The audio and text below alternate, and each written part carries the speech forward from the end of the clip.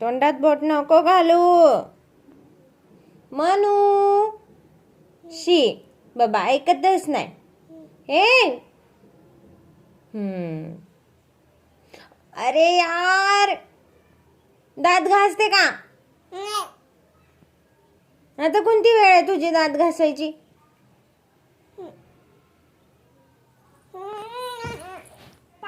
घासायचे तुला दात?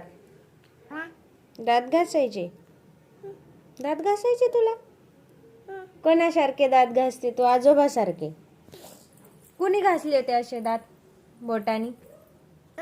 कुणी घासले होते?